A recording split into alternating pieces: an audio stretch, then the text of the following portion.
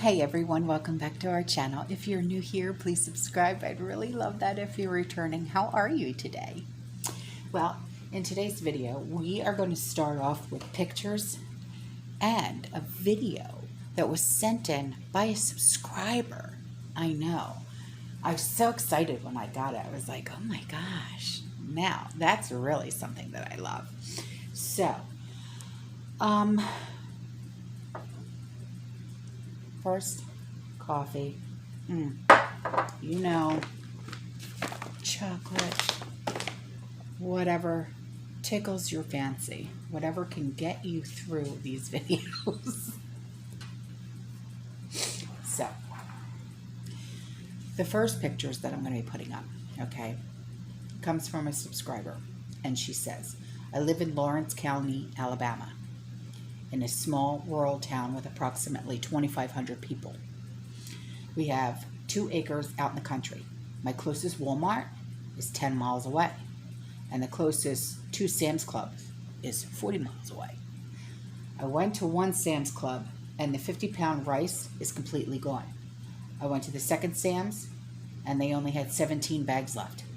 I grabbed 2 of them to add to the 200 pounds that I already have. Lots of empty aisles, limits on toilet paper and paper towels. No limits on water yet, and I couldn't take many pics because it's crowded, and I didn't want to get any people in them. Plus, some were looking at me like I was covered in blood or something, taking pictures. Yeah, I know. People always look at you like, what are you doing? I know that's always happens to me too when I do that. Or maybe they were just looking at the pistol on my head. Ooh, girl. Okay, so which I sometimes open carry to piss off the Karens out there.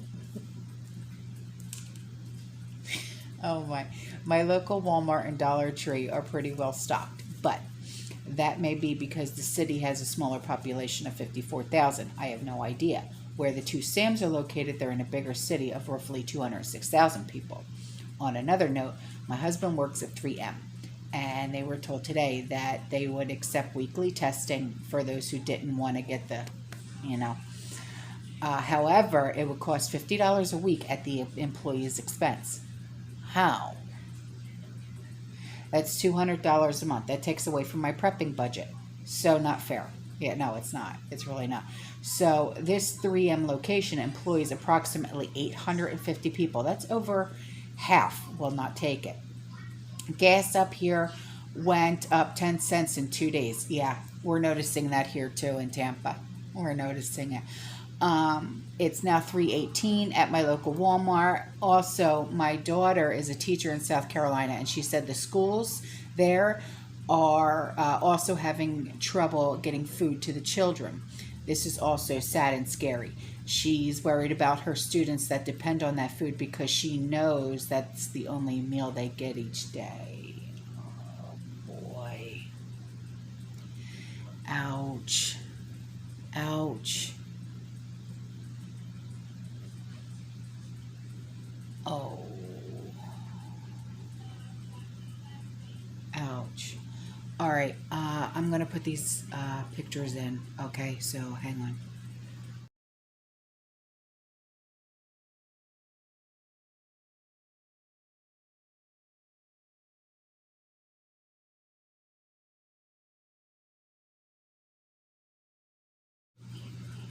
Okay, so now I'm going to put in the video, okay? It's only like 40 seconds long, but it shows they're in Long Beach, okay, California.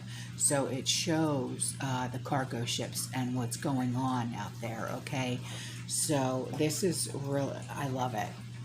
So, you know how you guys send me a lot of pictures and stuff? If you want to send me video, just make sure it's, like 30 seconds long or something, so it's easier for me to download, so I can get it into the video and stuff like that. But, feel free to send me, okay? Because I love this stuff. And plus, it gives people a chance to see what's going on in other parts. You know what I mean?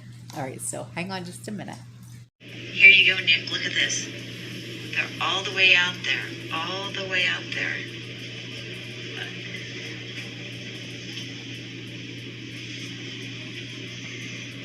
Mary over there.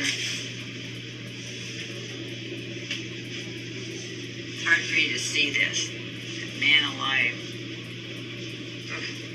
Let me see if I can go a little closer to it. Shit. Get my reflection in the... There they are. See them all out there? All the way out there? That's them.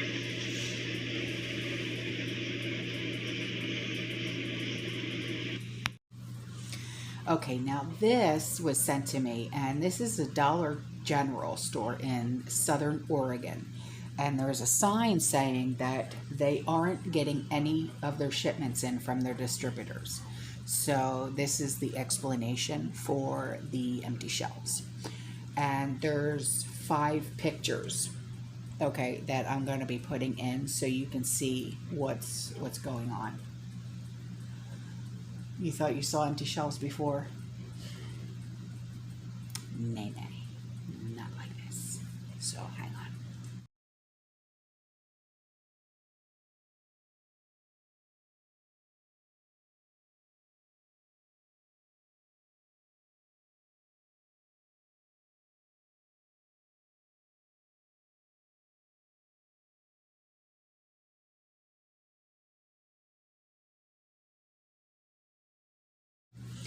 Okay, so now that we're seeing that stuff, now let's talk about some other things, okay?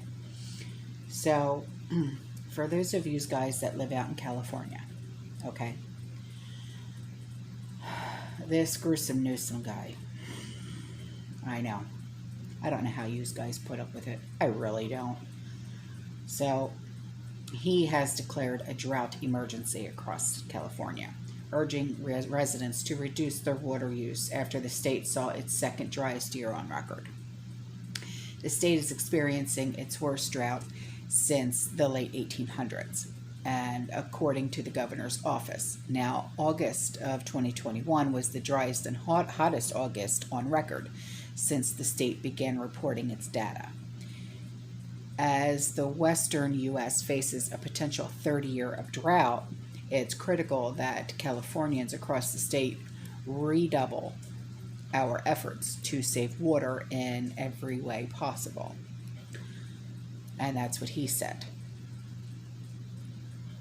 With historical investments in urgent action, the state is moving to protect our communities, businesses, and ecosystems from... It's so hard to deal with this kind of a person. It really is. I don't know how you do it. I really don't. The state is moving to protect our communities, businesses, and ecosystems from the immediate impacts of the drought emergency while building long-term water resilience to help the state meet the challenge of climate change impacts, making droughts more common and more severe. Now, in July, gruesome Newsom asked people and businesses to voluntarily cut how much water they use by 15%. As of August, California has reduced urban water use by 5%. But the Southern California coast, home to more than half of the state's nearly 40 million residents, cut water use by 3.1% in August. Now, most of the counties in the nation's most populous state have been in a drought emergency since the summer. But Tuesday's declaration added the remaining 8 that had not been included is Imperial, Los Angeles, Orange, Riverside, San Bernardino, San Diego, San Francisco, and Ventura counties. Now, his proclamation also requires local water suppliers to implement water shortage contingency plans that are responsive to local conditions and prepare for the possibility of a third dry year. Now, California relies on reservoirs, mainly along the Colorado River, for its water supply, and the 2 largest reservoirs in the United States, Lake Mead and Lake Powell, are at record low elevations. Now, the low water levels trigger the first water shortage along the Colorado River, which means that starting in 2022, Arizona, Nevada, and Mexico will all have to cut their water use. If water levels at the reservoirs continue to fail, California will face the same fate as its Southwest counterparts in having to reduce water consumption.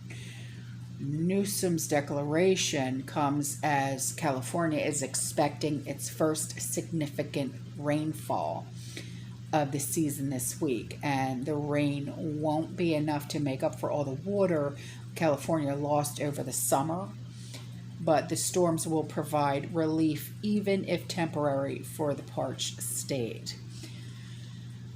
Oh, boy. So now on to this, and this is going to be like, you know. So when I saw this, I'm like, nay, nay, nay, nay. So Heiko Richner isn't quite sure how to describe the taste of, get this, lab-grown, I don't even want to say it, coffee. I know. How dare they? How dare they curse at us? But it's true. So this summer he sampled one of the first batches in the world produced from cell cultures rather than coffee beans. To describe it, it is difficult, but for me it was in between a coffee and a black tea. It depends really on the roasting grade, and this was a bit of a lighter roast, so it had a little bit more of a tea-like sensation.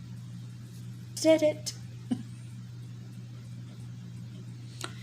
Richard couldn't swallow the coffee, as this cellular agricultural innovation is not yet approved for public consumption.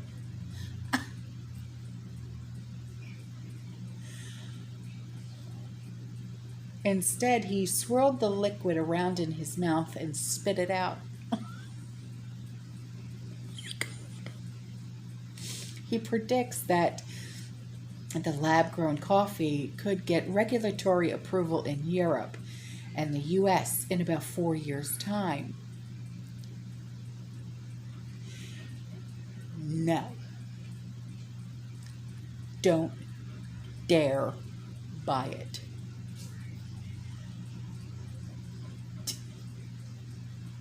No.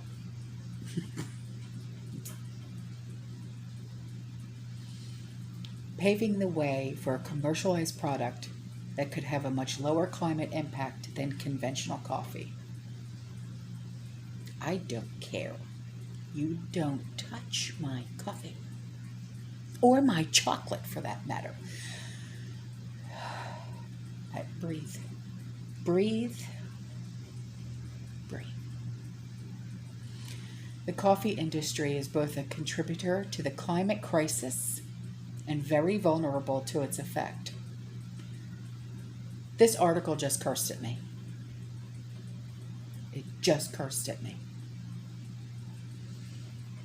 Rising demand for coffee has been linked to deforestation in developing nations, damaging biodiversity and releasing carbon emissions. At the same time, coffee producers are struggling with the impacts of more extreme weather, from frost to droughts. It's estimated that half of the land used to grow coffee could be unproductive by 2050 due to the climate crisis.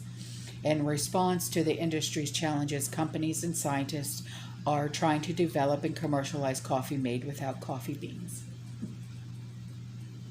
I'm feeling a little verklempt.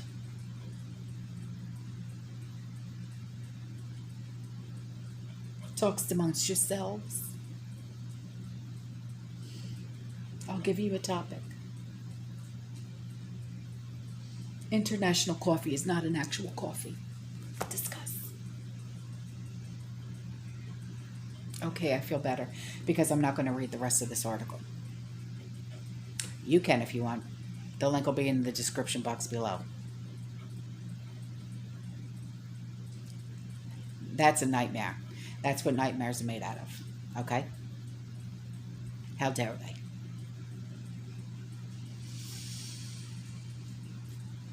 Whoosh. All right. Now,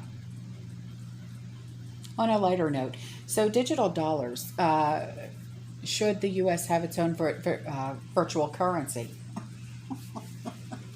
Well, listen.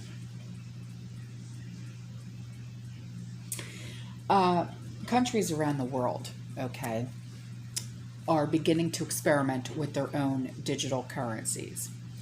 And similar to popular cryptocurrencies like Bitcoin, these currencies would exist entirely virtually, which, like Trish has said, I don't know how many times, if you can't hold it in your hand, you don't actually own it.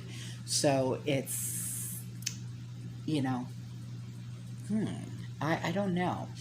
But unlike Bitcoin, they would be minted and managed under the authority of a nation's central bank.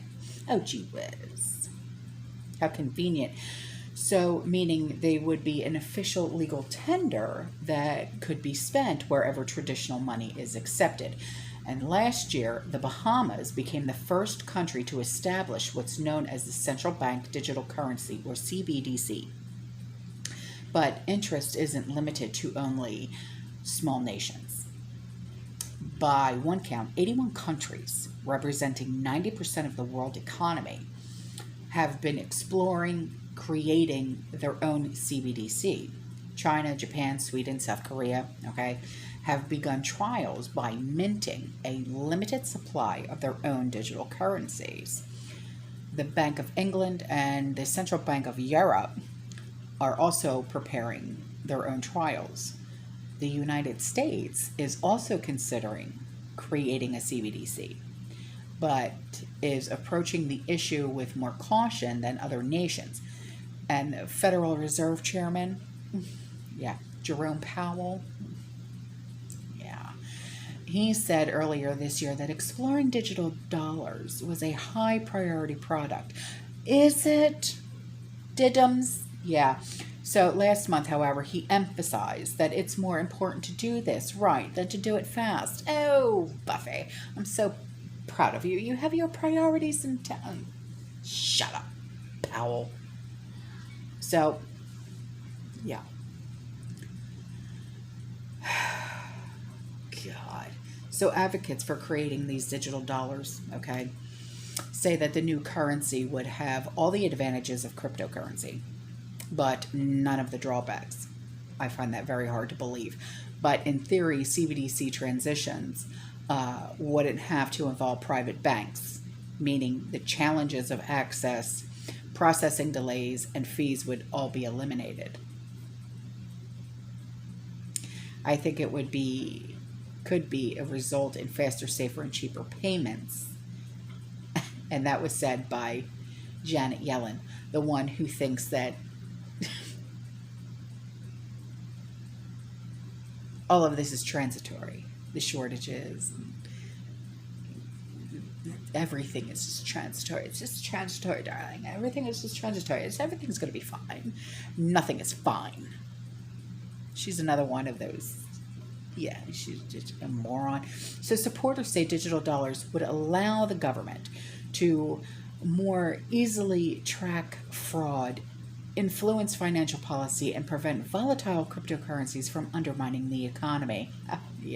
No. So others say the U.S. has an obligation to join the CBDC market in order to prevent other countries, particularly China, from undermining America's global economic position and using the currencies as a tool for authoritarian control. Opponents say digital dollars would create an enormous amount of risk for traditional financial markets, since there is no way to know how they would affect investor behavior. Many also reject the idea that other countries' CBDCs would pose any meaningful threat to America's ability to influence the world economy. And conservative critics say a CBDC would allow the government too much power to monitor and potentially manipulate private business transactions. And that's so true. That's so true. And others argue that the potential benefits of digital dollars could be achieved through better regulation of existing cryptocurrencies.